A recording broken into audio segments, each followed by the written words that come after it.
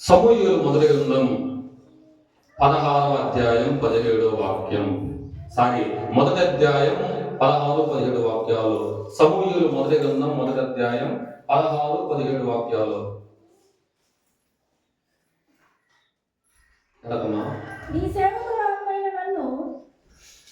నీ సేవకురాలనైన నన్ను పనికి మాలిన దానిగా ఎంచవద్దు. అమ్మమ్మమ్మ, ఈ మాట వినండి. ఏంటి? అత్యంత కోప కారణమును బట్టి బహుగా నిట్టూర్పులు విడచుచు నాలో నేను దీనిని దేవునితో చెప్పుకొంటిని. హల్లెలూయా, హల్లెలూయా. ఇదిగో చూడండి, ఇక్కడ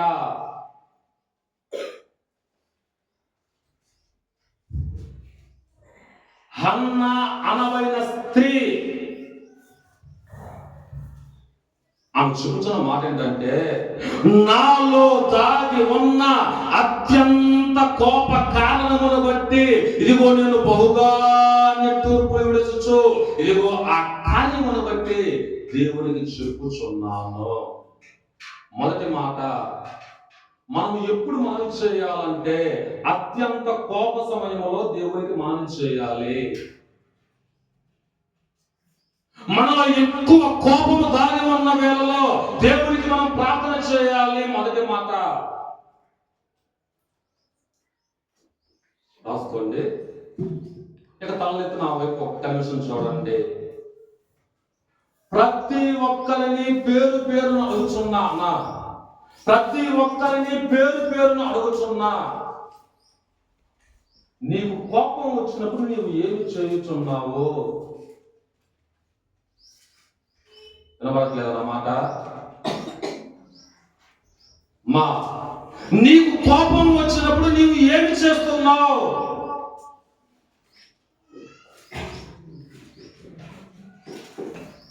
ఎవరొస్తున్నాను చెప్పండి, వాళ్ళు చెప్పంట. మీకు కోపం వస్తుంది, మీరు ఏం చేస్తారు? ఏడుస్తావా? నీకు కోపం వస్తుంది ఏం చేస్తావన్నా? ఒకరు వచ్చుకుంటారు, ఒకరు ప్రయాణిస్తారు. హన్నా యొక్క మనసు చూడండి. ఏలీ వచ్చి మందిరములో ప్రార్థన చేస్తున్న హన్నాను పిలిచి హన్నాను అడుగుచున్నాడు, అమ్మా ఏంటి మత్తురాలుగా ఉన్నావు? ఏంటి నీ కన్నీటికి కారణం? ఏంటి నీ దుఃఖానికి కారణం?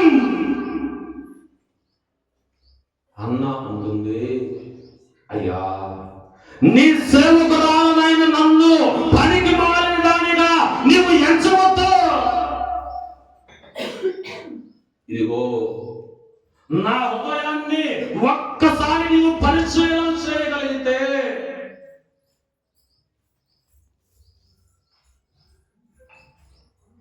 నా హృదయాన్ని ఒక్కమారు నీవు పలికించి చూడగలిగితే, ఈ హృదయములో దాగి ఉన్న ఇదిగో ఆ మహా కోపమును బట్టి నేను దేవుని సన్నిధికి వచ్చి ప్రార్థన చేస్తున్నాను. హల్లెలూయా. ఈ మనసు నీలో ఉన్నదా? ఎందుకు తిరుగుతున్నారమ్మా మీరు అడిగితో? ఈ మనసు నీలో ఉన్నదా? మరలా అడుగుతున్నా, నీకు కోపం వచ్చినప్పుడు నీవేం చేస్తున్నావు? ఆ కోపానికి కారణం ఎవరో వారిపైన తిరగబడే వారు కొందరు. ఆ కోపానికి కారణం ఏమిటో ఆ కారణాన్ని బట్టి మహా ఉగ్ర రూపము దాల్చువారు మరికొందరు.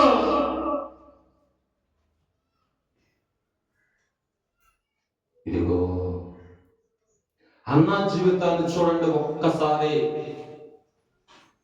చెవులతో మాట ఈ మాట మీద కాదు, కానీ హృదయంతో పరిశీలన చేయండి. మామూలు కోపం కూడా కాదు, అత్యంత కోప సమయముల్లో, అత్యంత కోప సమయములో దేవుని సన్నిధికి వెళ్ళింది హన్నా.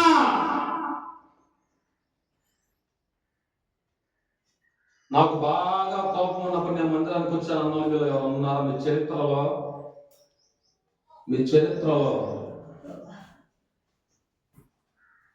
ఇదిగో కోప సమయంలో ప్రార్థించే అనుభవం, కోప సమయంలో మొరపెట్టే అనుభవం, కోప సమయంలో ప్రభువు యొక్క పాదముల చెంత మనవి చేసే అనుభవంలోనికి ఒక క్రైస్తవుడు మారాలి. మార్పు లేకుండా భక్తి అవసరమా? మార్పు లేకుండా చేతిలో పరిశుద్ధ గ్రంథం అవసరమా? మార్పు లేకుండా తెల్లని బట్టలు అవసరమా? మార్పు లేకుండా దేవుడు అవసరమా? కోపాన్ని విడిచిపెట్టం, ఆగ్రహాన్ని విడిచిపెట్టం, ఆవేశాన్ని విడిచిపెట్టం, తొందరపాటుతో కూడిన మనస్సును విడిచిపెట్టం. మరలా ప్రార్థన చేస్తాం.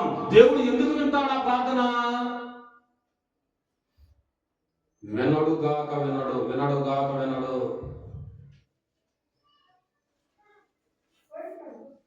ఇదిగో ఎప్పుడైతే హన్నా, అయ్యా నా మనోవ్యాకులను బట్టి, నా హృదయములో ఉన్న అత్యంతమైన కోప కారణమును బట్టి నీ సన్నిధికి లేక నా దేవుని సన్నిధికి వచ్చి నేను ఆయనతో నా బాధను చెప్పుకొని ఉన్నాను అన్నప్పుడు ఆయన అయ్యి అన్న మాట ఎంత మాట్లాడుకోండి.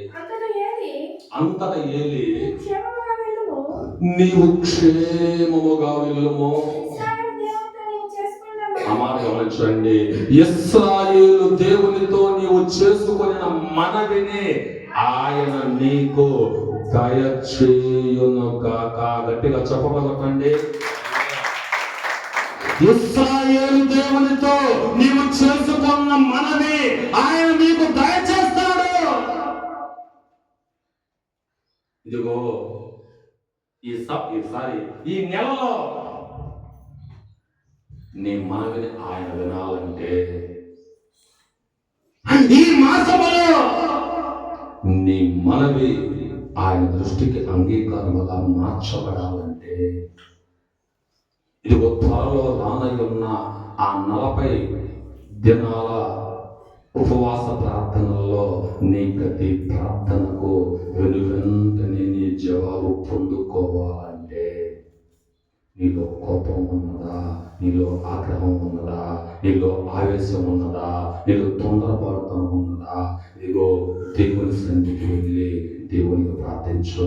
నీలో ఉన్న కోపాన్ని, ఆవేశాన్ని, ఉగ్రతను, ఇదిగో సమస్తాన్ని కూడా ఆయన తొలగించి ఒక శ్రేష్టమైన నిబ్బరమైన మంచి మనస్సును ఇదిగో నీకు ఆయన దయచేయు దేవుడై ఉన్నాడు. అంతేకాదు, ఏలి అనబడిన ప్రవక్త అన్నాతో చెప్పుచున్నమాట, అమ్మా నీవు ఇదిగో ఇశ్రాయేలు దేవునితో ఈ పరిశుద్ధ స్థలములో ఏ మనవి చేశావో, ఏ ప్రార్థన చేశావో నిశ్చయముగా నీ ప్రార్థన ఆయన విన్నాడు. నా ప్రార్థన దేవుడు వినాలి అనబడిన ఆశ ఏమన్నా ఉందా? ఉండకపోతుంది. ఒకరికైనా మిగతా వాళ్ళ ప్రార్థన వినొద్దా? వినాలంటే ఏం చేయాలి? కోప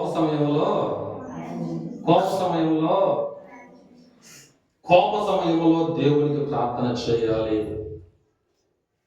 ఇదిగో ఈ హన్నా యొక్క కోపానికి, ఆ హన్నా యొక్క మహాకోపానికి కారణం ఏంటో ఒక్క 3 మార్లు సూసాయిగా చెప్తా. ప్రధానమైన కారణం ఒకటే, ఇంకొక 2-3 మార్లు చెప్తా చూడండి. ఒకటి, హన్నాకు ఇదిగో గర్భము లేక పిల్లలు లేని సమస్యను కొద్దిసేపు ప్రక్కన పెడితే, హన్నా, ఈ మాట జాగ్రత్తగా ఉండండి, హన్నా షిలోహు మందిరానికి వెళ్తుంది. ఆ షిలోహు మందిరంలో ఇదిగో భక్తురాలుగా, విశ్వాసిగా కొనసాగుతుంది. ఆ షిలోహు మందిరంలో ప్రవక్తగా ఉన్నాడు ఏలీ అనబడిన సేవకుడు. మొన్న ఎప్పుడో యూపీడీలో అట్లా చెప్పా, ఏలీ యొక్క కుమారులు ఏం చేశారు, ఎలా ఉన్నారు, యూపీడీలో చెప్పా. ఏలీ కుమారులు ఎలా ఉన్నారు, మహా దుర్మార్గులుగా. దేవుని సన్నిధిలో ఏలీ కుమారులు ఇదిగో మహా దుర్మార్గులుగా ఉన్నారు. అంటే ఇదిగో తండ్రి సేవ చేస్తుంటే ఆ పిల్లలు దుర్మార్గపు కార్యాలు ఇదిగో ఆ సహవాసములో చేయుచున్న హేతువును బట్టి అన్న కోపం.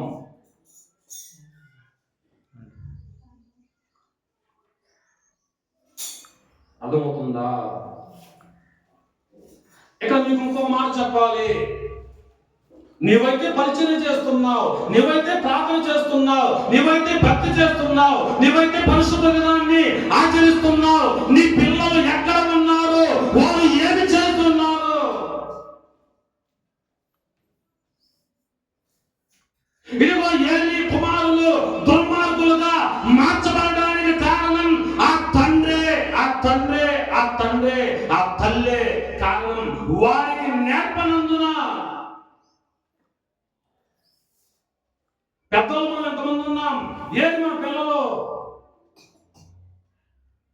ఎక్కడ ఉన్నారు నీ పిల్లలు? ఇదిగో దేవుడిని ఆరాధించవలసిన ఈ సమయంలో ఏమి చేయుచున్నారో నీ పిల్లలు ఆలోచించు. ఎన్నిసార్లు చెప్పినా మనకు లెక్క ఉండదు, పిల్లలు కూర్చున్న భయం ఉండదు, పిల్లలు కూర్చున్న ఇదిగో అనుభవం ఉండదు. ఒక్క నిమిషం నన్ను పాస్ చేయండి, కట్ చేయ మాకు. ఇదిగో ఈ మధ్య అంతా ప్రతి ఆదివారం మధ్యాహ్నం యవనస్తులకు ఎలాంటి విషయాలు చెప్తున్నాను అడగండి. బైబిల్ కాలేజీలో 15,000 ఇచ్చి నేర్చుకున్న విషయాలు, వాటితో పాటు కొన్ని విలువైన సంగతులు మీరు చెప్తున్నా. ఎంతమంది వస్తున్నారు? ఫస్ట్ రోజు ఎంతమంది వచ్చారు? తర్వాత 2 వారాలు ఎంతమంది వచ్చారు? నాకేం పని లేకనా? ఆలోచించండి. మళ్ళా చెప్తున్నా, ఏలీ కుమారులు బహు దుర్మార్గులుగా మారడానికి కారణం ఆ తండ్రి, ఆ తల్లి. నీవు ప్రార్థన చేయడం గొప్ప కాదు, నీ పిల్లలను ఆ ప్రార్థనా మార్గంలో నీవు పెంచగలుగుతున్నావా? నీవు మందిరానికి వెళ్ళడం గొప్ప కాదు, నీ పిల్లలను ఆ సహవాసానికి, ఆ దేవుని సన్నిధికి నీవు నడిపిస్తున్నావా? నీవు పరిచయం చేయడం గొప్ప కాదు. యవనస్తులకు కావలసినది ఇదిగో, దేవునికి కావలసినది యవనస్తులు. ఒక విషయంలో పెద్దలందరూ నన్ను క్షమించాలి.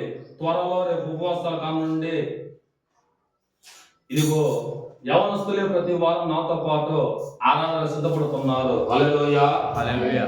ఎందుకంటే మనమే కాదు, వారు నేర్చుకోవాలి, వారు బలపరచబడాలి, వారు దేవునిలో ఆశీర్వదించబడాలి, వారిని మనం ప్రోత్సహించాలి. యూత్ మీటింగ్ లో వారే ప్రార్థన చేస్తారు, వారే పాటలు పాడతారు, వారే ఆరాధన చేస్తున్నారు. రోజుకు ఒకరు వారే వాక్యం చెప్తారు 10 నిమిషాలు. ఆ తర్వాత నేను చెప్పాల్సింది చెప్తున్నా. ఇదిగో పిల్లలను దైవ మార్గంలో పెంచాలి. ఏలి పిల్లలు దుర్మార్గులుగా ఉన్న కారణాన్ని బట్టి ఇదిగో హన్నా యొక్క హృదయం వేదన, బాధ ఒకటి. రెండవది, హన్నాకు సంతానము లేనందున, తన వైరి అయిన పెనిన్నాకు సంతానము కలిగినందున ఇదిగో పెనిన్న హన్నాను ఎంతగా దూషించగలదో, ఎంతగా నిందించగలదో, ఎంతగా ఆడిపోసుకోగలదో, ఎంతగా ఇదిగో భయపెట్టగలదో, బాధ పెట్టగలదో, అంతగా దానికంటే రెట్టింపు బాధ, వేదన హన్నాకు పెనిన్న మిగుల్చుచున్న హేతువును బట్టి. ఆ మొదటి మీరు తర్వాత చదువుకోండి. బహుగా విసిగించినది పెనిన్న హన్నాను, ఆ హేతువును బట్టి ఇదిగో హన్నా యొక్క హృదయంలో బాధ.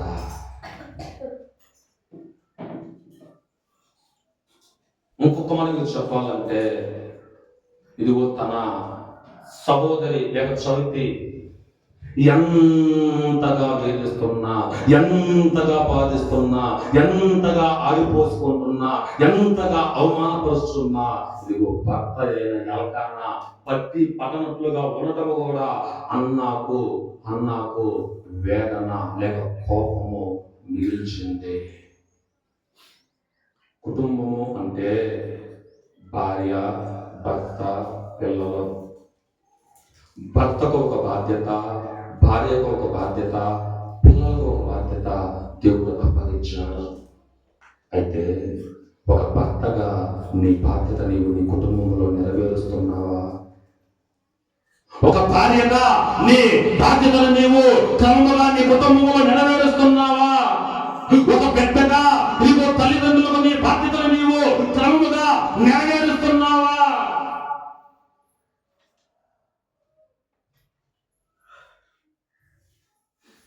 అంతేకాదు, నా ఆలోచనను బట్టి ఇక నాకు వచ్చిన ఆలోచన ఏంటంటే, కొంత దేవుని పైన కూడా ఈయన కోపం ఉంటది. ఎందుకు అన్నావు? దేవుని పైన కోపం ఎందుకు? దేవునిలో నేను ఎంత నమ్మకంగా బ్రతుకుతున్నా, దేవునిలో నేను ఎంతగా ప్రార్థన చేస్తున్నా, ఇదిగో గర్భఫలం అనుగ్రహించేది ఆయనే కదా. దేవుని పైన కూడా అన్నాకు కాస్త కోస్తో కోపం ఉంటది. చూడండి, ఇక్కడ సేవకుని పైన కోపం వచ్చింది, పెనింటి పైన కోపం వచ్చింది, సహోదరి పైన కోపం వచ్చింది. అంతేకాదు, ఇదిగో ఆ దేవుని పైన కూడా కోపం వచ్చింది. ఎన్ని కోపాలు హన్నా బ్రతుకుల్లో ఉన్నాను అర్థమవుతుందా? సేవకుల మీద కోపం ఉన్నా, దేవుని మీద కోపం ఉన్నా, భర్త మీద కోపం ఉన్నా, ఇంటి వారి మీద కోపం ఉన్నా, ఎన్ని కోపాలు ఉన్నా సేవకుని పైన ఈమె తిరగబడి మాట్లాడాలా. అర్థమవుతుందా? భర్త పైన తిరగబడి భర్తకు విరోధంగా మాట్లాడాలా. ఇదిగో తన సహోదరి పైన ఇదిగో వ్యతిరేకముగా మాట్లాడాలా. పెనిమిటి పైన లేక దేవుని పైన వ్యతిరేకముగా మాట్లాడాలా. ఆ బాధ అంతటిని బట్టి, ఆ కోపం అంతటిని బట్టి నేరుగా దేవుని సన్నిధికి వెళ్ళి దేవునిని మనవి చేస్తుంది, దేవునిని ప్రార్థన చేస్తుంది. వెంటనే దేవుని సేవకుని ద్వారా దేవుడు ఆమెకు ఇచ్చిన వెంటనే సమాధానం, అన్న స్పాట్ వెంటనే దేవుడు ఇచ్చిన సమాధానం, హన్నా నీ మనవి నేను ఆలకించి ఉన్నాను. హల్లెలూయా.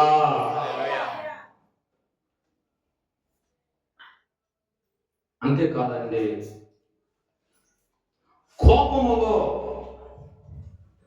దేవుని వైపు చూచింది హన్నా, కోపములో దేవుని సన్నిధికి చేరింది హన్నా, కోపములో లేక తన నిట్టూర్పులలో దేవునితో నిట్టూర్పులన్నిటినీ చెప్పుకున్నది అన్నా.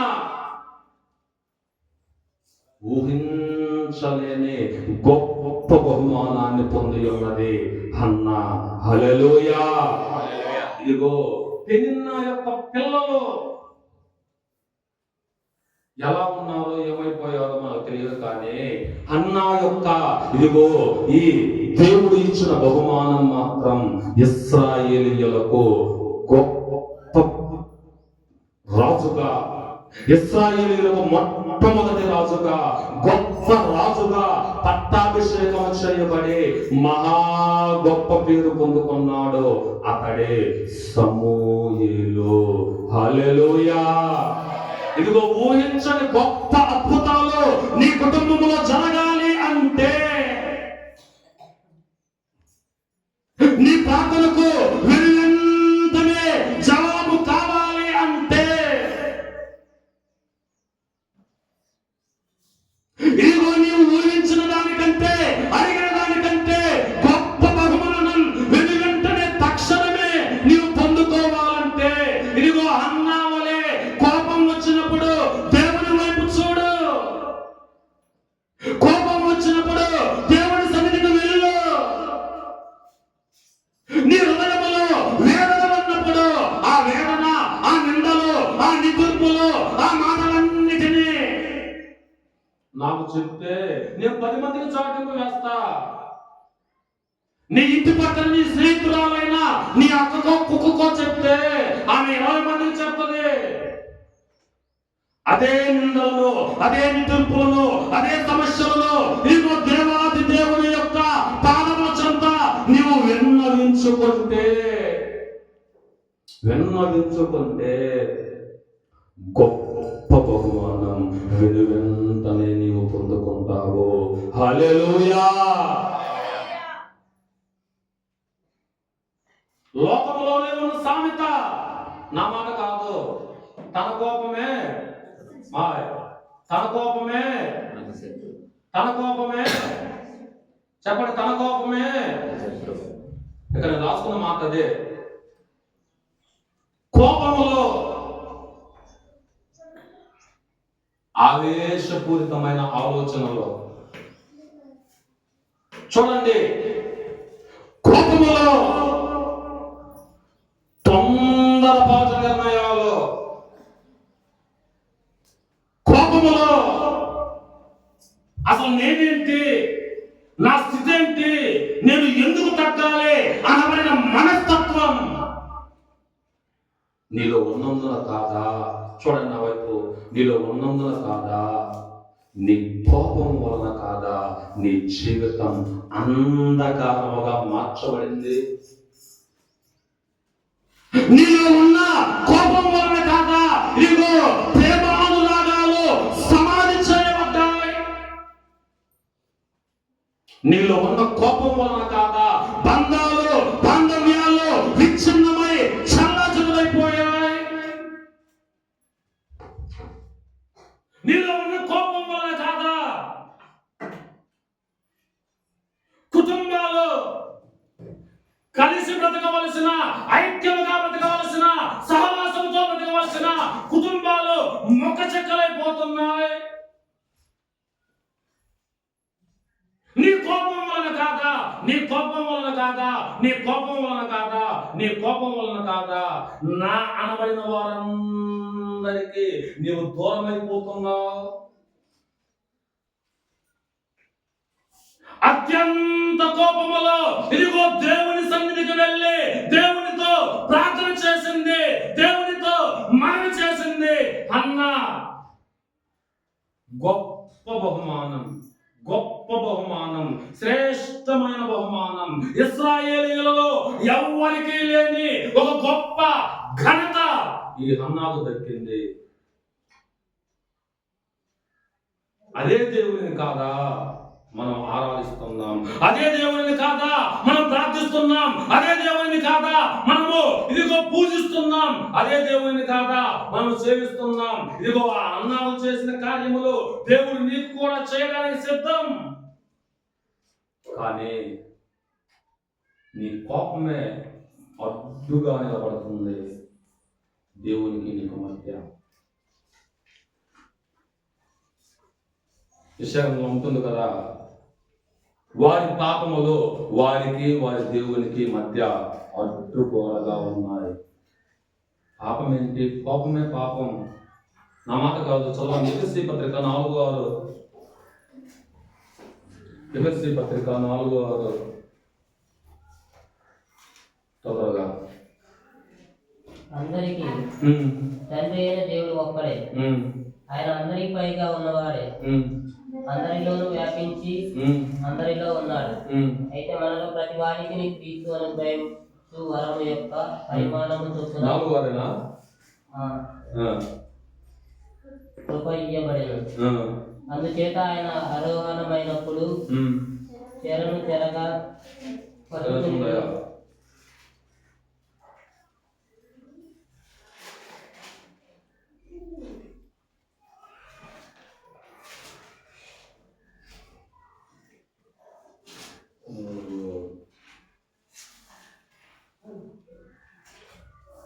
రోమపత్రిక చూడండి.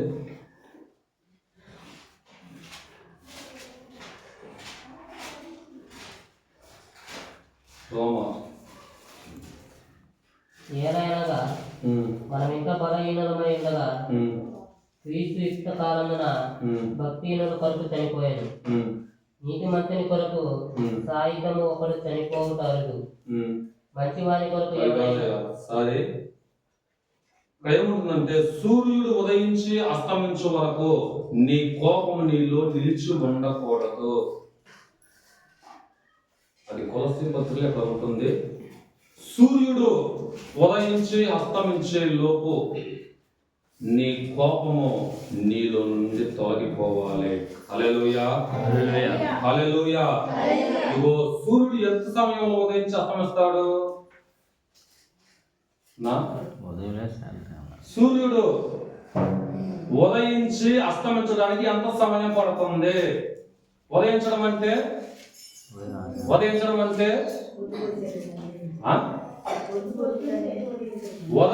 అంటే పుట్టడం, అస్తమించడం అంటే ముగించడం. అంటే ఉదయకాలం మొదలుకొని సాయంత్రం లోపే ఇదిగో నీలో ఉన్న కోపాన్ని నీవు విడిచిపెట్టినప్పుడే నీవు ధన్యుడవు, ధన్యురాలవు. హల్లెలూయా. ఆ కోపం నీలో నిలిచి ఉంటే, మరలా చెప్తున్నా, నీ బ్రతుకు మహా అంధకారమయంగా ఉంటుంది.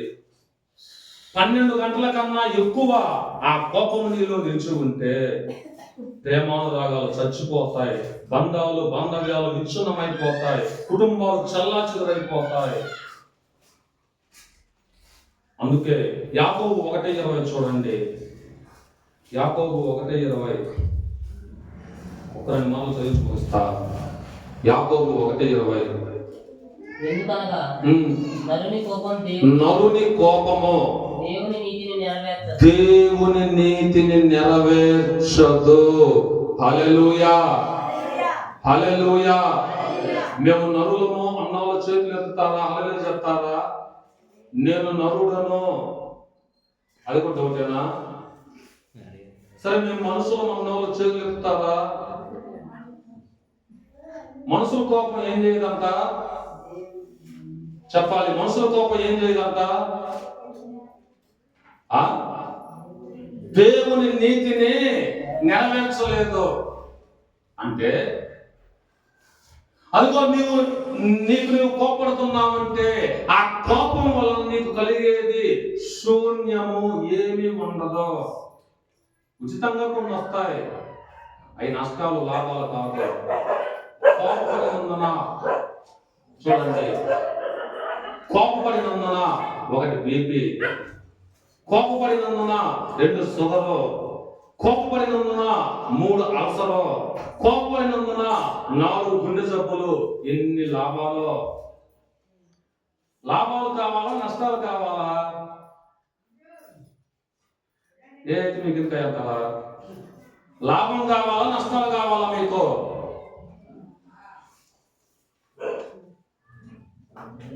ప్రాముఖ్యముగా ఇదిగో నీ కోపం దేవుని నీతిని నెరవేర్చదని జ్ఞాపకం ఉంచుకో. నీ కోపం వలన నీకు నీవే నష్టాన్ని కొని తెచ్చుకొనుచున్నావని జ్ఞాపకం ఉంచుకో. నీ కోపం వలన నీకు నీవే ఇదిగో అనారోగ్యాన్ని డబ్బులిచ్చుకొనుకుంటున్నావని గుర్తుపెట్టుకో.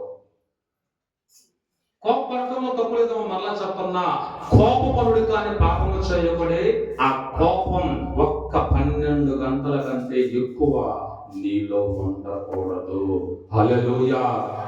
ప్రాముఖ్యముగా పురుషులకు ఒక మాట చదవండి. పురుషులకు తిమోతి మొదటి పత్రిక 2:8. తిమోతి మొదటి పత్రిక 2:8.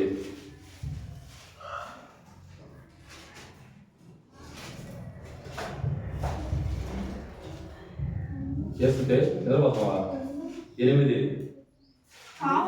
కావున ప్రతి స్థలమందును ఎవరు పురుషులు అంటే ఎవరు? సరస్వతి. పురుషులు కోపమును సంశయమును లేని వారై పవిత్రమైన చేతులు ఎత్తి దేవునికి ప్రార్థన చేయాలి. హల్లెలూయా. అక్కడ అన్న ఆల్రెడీ చేసి చూపించింది. ఇదిగో పురుషులతో దేవుడు చెప్తున్నాడు, లేక సంఘముతో దేవుడు చెప్తున్నాడు. ఇక్కడ పురుషులు అనగా నాయకులు అని అర్థం, పురుషులు అనగా అధికారులు అని అర్థం, పురుషులు అనగా పెద్దలు అని అర్థం. ఇదిగో సంఘాలలో కావచ్చు, కుటుంబాలలో కావచ్చు, సమాజాలలో కావచ్చు, దేశంలో కావచ్చు, రాష్ట్రంలో కావచ్చు, పురుషులు అనబడిన పెద్దవారు, పురుషులు అనబడిన ఘనులు, పురుషులు అనబడిన నాయకులు కోపము లేని వారై, కోపము ఉంటే ఇందాకే చెప్పా, తన కోపమే తనకు శత్రువు, తన కోపమే తన మెడకు ఉరిబండ,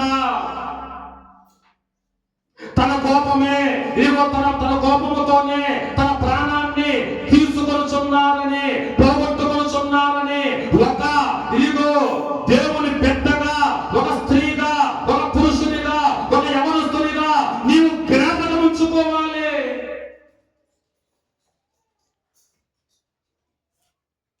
అన్నాను చూడండి, ఎన్నిసార్లు చదివినా, ఎంతగా ధ్యానించినా పిచ్చెక్కిపోతుంది. మహా కోపములో, మహా ఉగ్రలోపములో సైతం దేవుని సన్నిధికి వెళ్ళి ప్రార్థన చేస్తుంది. అన్నా, ఈ బుద్ధి నీకెందుకు లేదు? ఈ మనస్సు నీకెందుకు లేదు? ఈ ఆలోచన నీకు ఎందుకు లేదు? కోపాన్ని విడిచి మీ పవిత్రమైన చేతులెత్తి మీ సంఘం కోసం, మీ కుటుంబం కోసం, మీ గ్రామం కోసం మీరు మనస్ఫూర్తిగా ప్రార్థన చేయండి. నా అనుభవంలో నేను చెప్తున్నా, మహా కోపము మీలో ఉన్నప్పుడు నిలువు కోపాలేసి నేను ఎక్కడున్నా ఒక్క 5 నిమిషాలు చాలు, ఎక్కువ వద్దు, 5 నిమిషాలు హృదయపూర్వకముగా దేవునికి ప్రార్థన చేయి. మరలా నీ హృదయంలో ఆ కోపము కానీ, ఆ ఆవేశము కానీ, ఇదిగో ఆ ఉగ్ర రూపము కానీ ఉంటే మనలో దేవుడు తొలగిస్తాడు. ప్రశాంతమైన మనస్సును దేవుడు ఇస్తాడు. నిబ్బరమైన బుద్ధిని దేవుడు ఇస్తాడు. నాకు చెప్పాక సూర్యుడు ఉదయించి అస్తమించే లోపు ఆ కోపాన్ని విడిచిపెట్టాలి. విడిచిపెట్టకపోతే ఏమవుతుంది? ఆ మాట ప్రార్థన చేసుకుందాం. ఆదికాండం 4:8 వాక్యం. కోపాన్ని విడిచిపెట్టకపోతే ఏమవుతుంది? ఆదికాండం 4:8. కయీను తన తమ్ముడైన ఏబేలుతో మాట్లాడాను. తన తమ్ముడైన ఏబేలుతో మాట్లాడిన వారు పొలంలో ఉన్నప్పుడు వారు పొలంలో ఉన్నప్పుడు కయీను తన తమ్ముడైన కయీను తన తమ్ముడైన హేబేలు మీద పడి అతనిని చంపెను. అతనిని చంపెను చంపెను చంపెను. అలాగే చూడండి ఏమండి, ఒకే తల్లికి పుట్టిన బిడ్డలు కదా వీళ్ళు. ఒకే రక్తాన్ని పంచుకొని ఇదిగో ఒకే పేరు తెంచుకొని పుట్టిన వారు కదా వీళ్ళు. వీళ్ళిద్దరి మధ్య ఆస్తుల గొడవలు లేవు, వీళ్ళిద్దరి మధ్య ఇదిగో ధనధాన్యాల గొడవ లేదు, వీళ్ళు ఇరువురు మధ్య ఇదిగో కుటుంబ కలహాలు లేవు. ఉన్నదంతా ఒక్కటే. హేబేలు పైన కయీను కోపం. కారణం, దేవుడు కయీను అర్పణను విడిచిపెట్టి హేబేలు అర్పణను స్వీకరిస్తే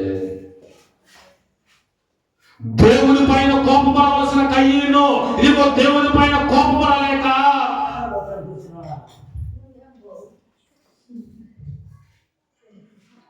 దేవునితో పోట్లాడవలసిన కయీను దేవునితో పోట్లాడలేక సొంత తమ్ముణ్ణి ఇదిగో పొలంలో పడవేసి చంపారండి.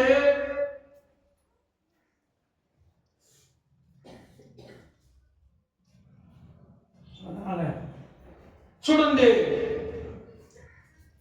ఇందాక చెప్పా మీకు, తన కోపమే తనకు శత్రువు. కొన్ని సందర్భాల్లో మీరు అంటారు, అత్త మీద కోపం కోడల మీద చూపించింది. అత్త మీద కోపం కోడలు ఎవరి మీద చూపించిందమ్మా? దుత్త మీద చూపించిందంట. భార్య పైన కోపం ఈ వస్తువు పైన చూపించి విసిరేసే వాళ్ళు కొందరు. భర్త మీద కోపం ఉంటే భార్యలో ఆయన నేమలేక ఈ వస్తువు పైన విసిరేసే వాళ్ళు కొందరు. ఇదిగో ఆ కోపానికి ఉన్న కారణం వేరు, ఆ కోపాన్ని చూపించే ఇదిగో ఆ యొక్క స్థితి వేరు. ఏది ఏమైనా కోపపడితే టోటల్ గా నష్టం నీకే. అర్థమవుతుందా? కోపపడితే టోటల్ గా నష్టపోయేది నీవే. ఇందాక చెప్పాగా, బీపీ, షుగర్, అల్సర్, అది ఇది నానా రోగాలన్నీ మనలోనే ఉంటాయి. అవసరమా కురి తెచ్చుకోవడం రోగాన్ని? మళ్ళా చెప్తున్నా, కయీను యొక్క హృదయములో కోపము ఉన్నందున, కోపాన్ని దాచుకున్నందున, కోపము సుఖ నివాసము చేసినందున, కోపముతోనే బ్రతుకుతున్నందున ఒక సమయం కొరకు వేచి ఉన్నాడు కయీను. తమ్ముడని కూడా చూడలా, వెంగిల పాలు తాగిన వాడని కూడా చూడలా, అయ్యో ఇదిగో నా తర్వాత నా తల్లికి పుట్టిన వాడే అని కూడా చూడలా. రక్తబంధాన్ని మరిచాడు, కన్న పేరు బంధాన్ని మరిచాడు, సహోదర ప్రేమను మరిచాడు.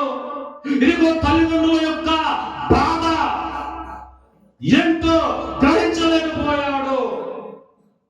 అతని కోపం వలన ఎన్ని నష్టాలో చూడండి. ఇందాక చెప్పే కదా, నీ కోపం వలనే ఇదిగో నీ జీవితం అంతా చీకటి చీకటి చీకటి చీకటి చీకటి చీకటి అనుభవాలు, చీకటి క్రియలు, చీకటి ఆలోచనలు, చీకటి ఇదిగో తలంపులు, చీకటిలో బ్రతుకుతున్న నడుస్తున్న స్థితిగతులు. నీ కోపం ఆ కోపం ఉన్నందునే ఇదిగో ప్రేమ సంపాదించబడిన స్థితి. అవును, ప్రేమను మరచి, ఆప్యాయతను మరచి, అనురాగాన్ని మరచి, మమకారాన్ని మరచి ఇదిగో కయీను హేబేలును చంపాడండి. నిర్నిమిత్తముగా ఏ తప్పు లేకుండా. అంతేకాదు, బంధాలు విచ్ఛిన్నమైపోతున్నాయి, అవును, సహోదర బంధం తెగిపోయింది అక్కడ. ఈ చనిపోయిన కుమారునితో తండ్రికి ఉన్న బంధం తెంచివేయబడింది ఇక్కడ. అంతేకాదు, కుటుంబాలు చల్లాచెదరైపోతున్నాయి. అవును, ఇదిగో కయ్యను హేబేలును చంపి ఏమైనా ఆ దేశంలో సుఖపడ్డాడా, నివాసం చేశాడా? లేదే, దేశదిమ్మరిగా వెళ్ళాడు.